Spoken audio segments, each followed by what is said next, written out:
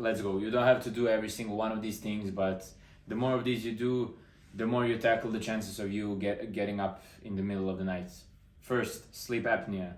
So it usually happens to mouth breathers, people who usually breathe a lot of air using their mouth, and it creates a disbalance between CO2 and oxygen, making it hard for you to breathe, and it wakes you up through a lot of stress.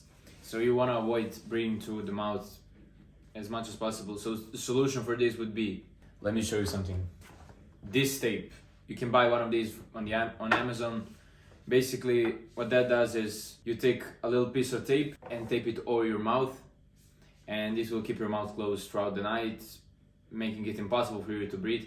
And if you're scared that you're gonna suffocate, believe me or not, I had the same thoughts when I got this, and this was like the main reason why I was hesitating to get this.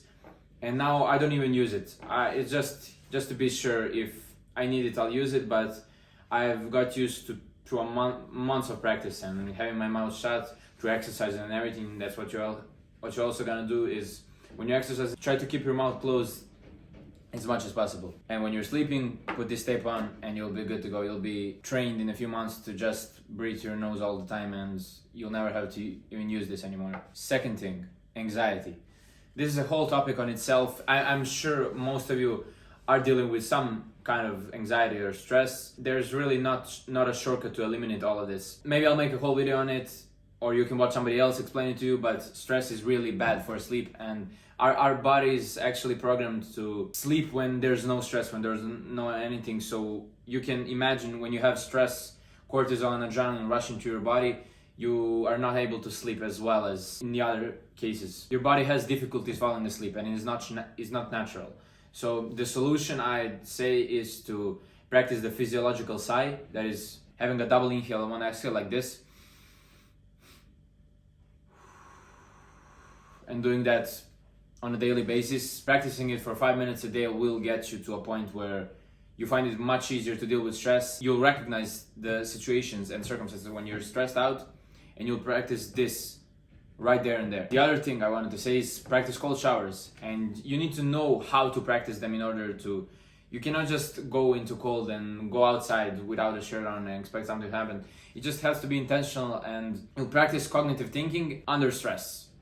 So basically when you get in the shower, you're so stressed, all of your hormones, adrenaline, cortisol, all starts going up, and that's when you practice still being at peace while having all of those reactions. So when it happens in the real world, you're gonna deal with stress a lot more easier because it's just gonna be natural. You've experienced that a lot of times. Third thing, need to pee. This happens to a lot of us, and you wake up in the middle of the night, you overthink if you should go to pee or not, and it's really like disappointing that you woken up because of that, and that distraction is actually what wakes you up. My solution would be, the best way to tackle this, lower the amount of water you drink in the later part of the day when your bedtime is approaching. And the worst thing you could do is chug a whole bottle of water right before sleep, because you'll be getting up almost 100% of the time. Try to lower the amount of water you drink as you get closer to your bedtime. And a bonus tip I would say is try not to stress too much about it, that you go 2 to 3 times go pee before sleep. And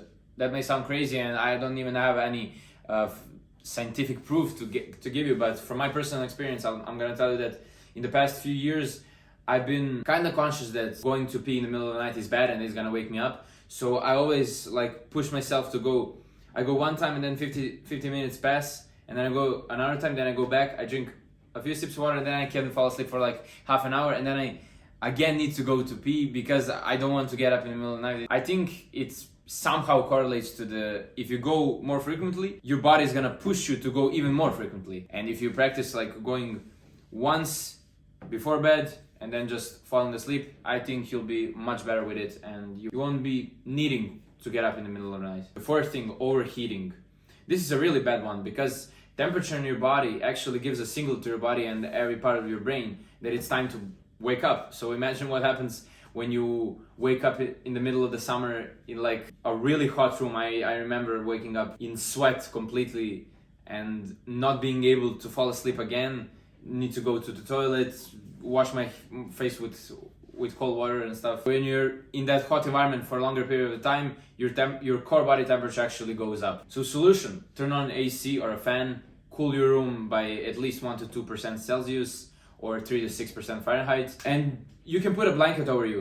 It's actually a really good idea. You put a blanket over you if it's like colder in your room. You put a blanket, and then your hands and feet are automatically going to stick out throughout the night if you feel warm. If you're feeling hot, if you need to cool yourself down, don't put like a cold towel on your head, on your chest, because that actually doesn't work. It will actually increase the temperature even further. It will increase the temperature even further because your body adapts actually to the temperature outside of your body and that touches your skin. But there are 3 portals that can actually release heat more easier, and then it's the palm of your hands, the bottom of your feet, and this like upper face region. If you need to cool yourself down quickly, put something cold, put ice or cold towel or whatever, put it here, or wash your hands with cold water. That's gonna work much better than cooling yourself up with a cold shower or putting some cold on your chest, on your back. It just actually doesn't work. It will make things even worse. 5th, loud noises. This is not really avoidable, happens in every environment. But when you're selecting your apartment, if you're living alone or with a guy or with a girl, whatever, if you're living in the US, you probably know the upstairs neighbors which are walking with bricks on their feet. If they're waking up at 5 a.m., that's a GG. I basically had a neighbor for a long time which was annoying. Every single night at 5, 6 a.m. he would get up and he would be walking like an elephant upstairs, and it would just be impossible not to wake up because that produces stress in our system. Adrenaline starts going up. Evolutionary, when you hear some loud noise, you should probably like run away. So your body actually wakes you up so you can run away and be at a safe place. But in today's world, there's no danger. Actually, you're only getting the benefits, or not the benefits, you're only getting the worst parts of that noise and not the benefits of saving your life. So you cannot really influence this, but keep that in mind and be mindful, and you should avoid moving in an apartment where that's inevitable. 6th and the last thing I wanted to say is eating late in the day.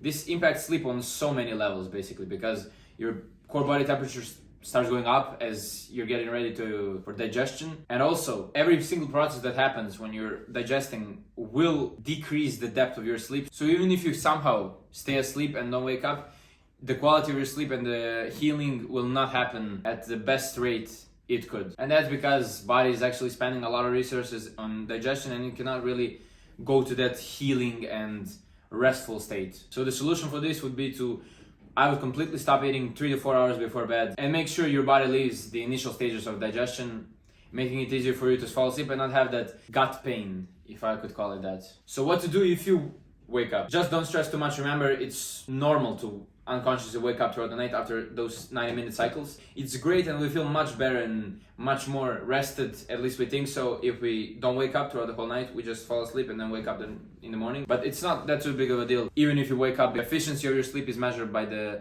percentage of time spent asleep divided by the time spent in bed. 85% of the time you were in bed was spent sleeping. That's great. We all like to sleep throughout the whole night without even waking up once, but that is actually not really possible in all situations. That's all I wanted to say. Follow my page. All of my comments are screaming my name while I'm in the club, throwing them hundreds and fifties and ones.